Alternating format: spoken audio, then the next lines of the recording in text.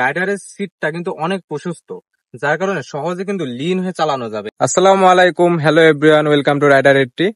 আজকে বুঝতে পারছেন যে কোন বাইক নিয়ে ভিডিও করব। আজকে বাংলাদেশে সম্প্রতি লঞ্চ হওয়া CF motor NK250 naked sports bike নিয়ে ভিডিও করব। সর্বপ্রথম আলোচনা করব এই বাইকের স্পেসিফিকেশন নিয়ে, তারপরে এই বাইকে বর্তমানে কেমন দাম আছে, মার্কেট ভ্যালু কেমন, এবং যেহেতু এটা চাইনিজ বাইক, সো অনেকেরই কনফিউশন আছে যে এই বাইকটা নেওয়া উচিত হবে কি হবে না। প্রথমে এর ইঞ্জিনে আসি। এটা 249 সিসির সিঙ্গেল সিলিন্ডার লিকুইড কুলড 4 ভালভের একটা ইঞ্জিন, আর এই ইঞ্জিন ম্যাক্সিমাম পাওয়ার প্রডিউস করে 17.5 বিএসপি এবং ম্যাক্সিমাম টর্ক উৎপন্ন করে 22 নিউটন মিটার, যা বাংলাদেশের যে কোনো নেকেড স্পোর্টস বাইকের ক্ষেত্রে সর্বোচ্চ টর্ক এবং পাওয়ার অনুভব করাবে আপনাকে। এতে ডুয়েল চ্যানেল এবিএস ব্যবহার করা হয়েছে এবং আরো ভালো ব্রেকিং এর জন্য 2 পার্ট ক্যালিপার দেওয়া হয়েছে।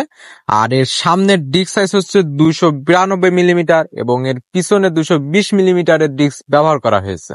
এর সিট হাইট হচ্ছে 795 মিলিমিটার। যদিও আমি 5'5", আমার ক্ষেত্রে খুব একটা সমস্যা হচ্ছে না, কিন্তু যারা 5'5" নিচে তাদের ক্ষেত্রে কিন্তু একটু সমস্যা হবে। এবং এর গ্রাউন্ড ক্লিয়ারেন্স হচ্ছে 150 মিলিমিটার।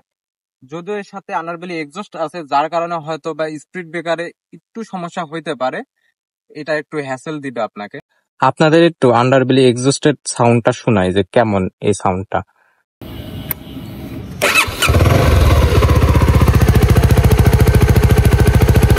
আমার কাছে বেশ ভালো লাগছে, কিন্তু সাউন্ডটা আপনাদের কাছে কেমন লাগছে এটা অবশ্যই জানাবেন। এখানে সিটের বিষয়ে কথা বলি। রাইডারের সিটটা কিন্তু অনেক প্রশস্ত, যার কারণে সহজে কিন্তু লিন হয়ে চালানো যাবে এখানে।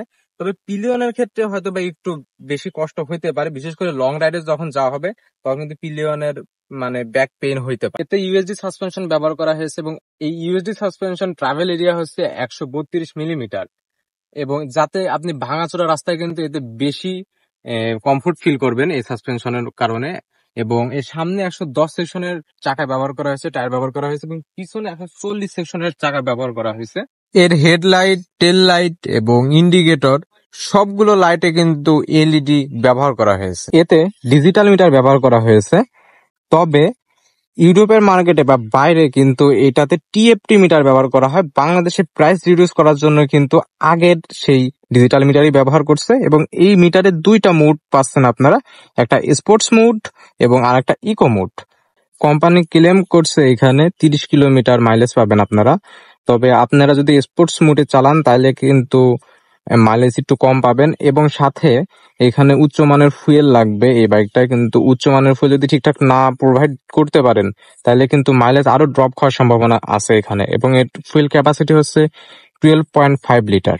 এর লুকিং গ্লাস কিন্তু বেশ ওয়াইড আছে, এবং এর সাথে একটা ভালো জিনিস এটা করছে, এটা 3টা অ্যাডজাস্টেবল জায়গা আছে। যেমন এই যে এখান থেকে অ্যাডজাস্ট করতে পারবেন, এইখানে অ্যাডজাস্ট করা যাবে এবং এইখানে তো অ্যাডজাস্ট করা আছে, যার কারণে হয়তো বা এই যে আপনার হ্যান্ডেল থেকে একটু যদি বের হয়ে আছে তাতেও কোনো সমস্যা নাই, আপনারা ঠিকঠাক অ্যাডজাস্ট করে নিতে পারবেন। এবং পিছনে কিন্তু যথেষ্ট বেশি ভিউ দেখতে পারবেন আপনারা। এইটা একটা হায়ার সিসি বাইক হওয়ার পরেও কিন্তু যথেষ্ট পরিমাণে লাইট ওয়েট। এটার ওজন 151 কেজি, খুবই ব্যালেন্সিং করে এটার ওজন দেওয়া, যার কারণে আপনি সিটিতে এবং হাইওয়েতে দুই জায়গায় খুব পারফেক্টলি রাইড করতে পারবেন। প্রাইস হচ্ছে 3,48,500 টাকা। এইটা যে কোনো নেকেড স্পোর্টস বাইকের ক্ষেত্রে কিন্তু সর্বনিম্ন দাম, এটা হায়ার সিসির ক্ষেত্রে। কিন্তু অনেকের হয়তো বা ভ্রান্ত ধারণা আছে, যেহেতু এটা চাইনিজ কোম্পানির একটা বাইক, তার কারণে। যেহেতু আগে বাংলাদেশে কেপিআর ছিল এবং KPT2 ছিল, যেটা এখনো আছে। সো তাদের যারা এটা নিচ্ছে তাদের অনেকেরই বিভিন্ন এক্সপায়ার পার্টস, বিভিন্ন জিনিস নিয়ে হ্যাসেলে পড়তে হয়েছে। কিন্তু এইখানে সিএফ মোটর কিন্তু ওই ঝামেলাগুলো সম্ভবত থাকছে না। তারা যেহেতু মোটর জিবি 2 এবং মোটর জিবি 3 তে রেস খেলে এবং ইউরো স্ট্যান্ডার্ড বাইক কিন্তু বাংলাদেশে প্রোভাইড করছে, যার কারণে ওইসব সমস্যায় হয়তো বা পড়বেন না। এবং কোয়ালিটি এবং গুণগত মানও কিন্তু অনেক ভালো, এবং এর এক্সপায়ার পার্টস নিয়েও কিন্তু তেমন কোনো সমস্যা নাই। আমি কিছুদিন আগে একটা ইউজার রিভিউতে দেখছি যে সিএফ মোটর তাদের ঘরে যে কিন্তু এর সার্ভিস দিয়ে আসছে, এবং তাদের কাছে 24 থেকে 48 ঘন্টার ভিতরে তারা কিন্তু এর এক্সপায়ার পার্টস দেওয়ার ব্যবস্থা করছে, যার কারণে এক্সপায়ার পার্টস নিয়ে আগের মতো কোনো সমস্যা নাই।